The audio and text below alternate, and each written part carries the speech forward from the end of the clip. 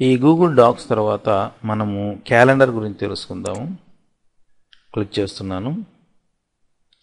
So ఈ calendar చాలా ప్రత్యేకమైనది. ఏంటంటే ఇది చాలా ఉపయోగపడుతుంది. ఎవరైతే టైం ఆర్గనైజ్డ్గా మీరు మెయింటైన్ చేసుకోవాలంటే క్యాలెండర్ చాలా బాగా ఉపయోగపడుతుంది.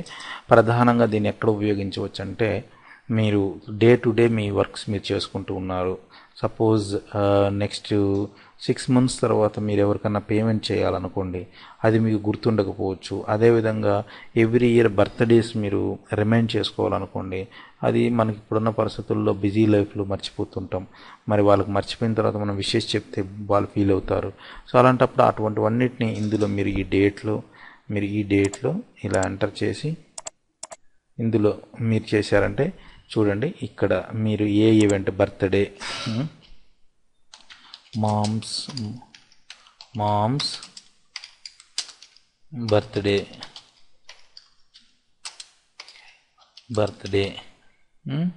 ఇప్పుడు 4th రిమైండ్ చేయాలనుకుంటున్నారు. 8 AM to 9 PM అని పెట్టుకుంటున్నారు.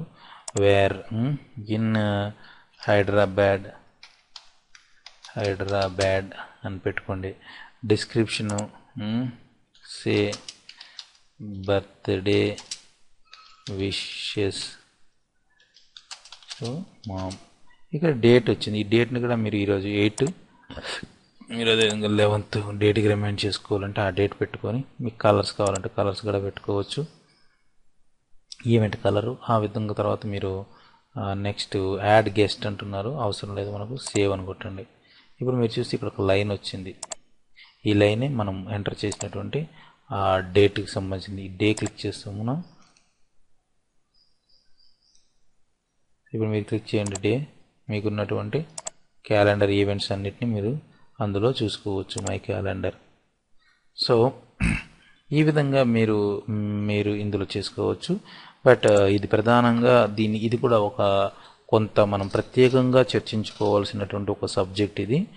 సో దీని గురించి మనం మళ్ళీ తదుపరి ఇన్డెప్త్ డిస్కషన్స్లో క్యాలెండర్ అనేటటువంటి మరో చాప్టర్లో మనం పూర్తిగా చర్చిద్దాం.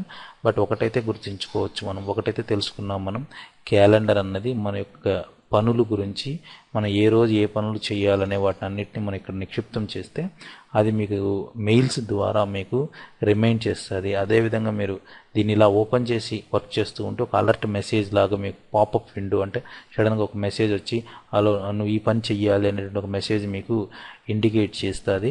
సో ఇది గూగుల్ క్యాలెండర్ యొక్క ప్రత్యేకమైనటువంటి విశేషము. సో దీని గురించి మళ్ళీ మనం ప్రత్యేకంగా చర్చిద్దాం నెక్స్ట్ లెవెల్ ఆఫ్ డిస్కషన్స్లో. సో ఈ గూగుల్ క్యాలెండర్లో చాలా ఆప్షన్స్ ఉన్నాయి మనకు. సో 4 daysకి ఒక మంత్ మొత్తాన్ని కూడా మీరు చూడొచ్చు. ఈ విధంగా మంత్ మొత్తాన్ని చూడొచ్చు. సో ఇక్కడ ఏప్రిల్ ఏ మంత్ కావాలంటే ఆ మంత్, ఇది మే మంత్కి సంబంధించింది.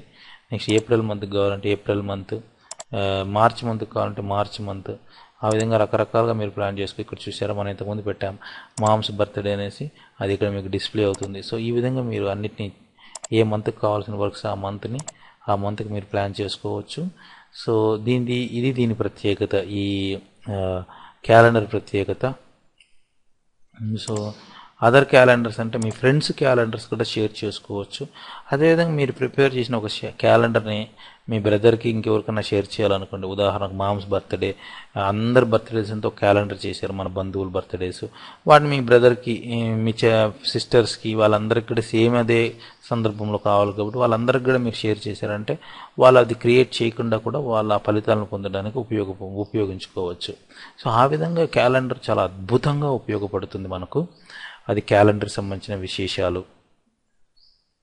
నెక్స్ట్ మనం ఇంకా చూసారంటే ఇక్కడ గూగుల్లో మరిన్ని విషయాలు ఉన్నాయి. వాటన్నిటి గురించి కూడా మనం క్షుణ్ణంగా తెలుసుకుందాం. సో బట్ ఇప్పుడైతే ఓవర్వ్యూ తెలుసుకుందాం. నెక్స్ట్ ఆ తర్వాత నెక్స్ట్ ఇక్కడ మోర్ ఫీచర్స్ అని ఉన్నాయి. సో క్లిక్ ఈవెన్ మోర్ అని క్లిక్ చేయండి, మొత్తం గూగుల్ ప్రోడక్ట్స్ వస్తాయి. సో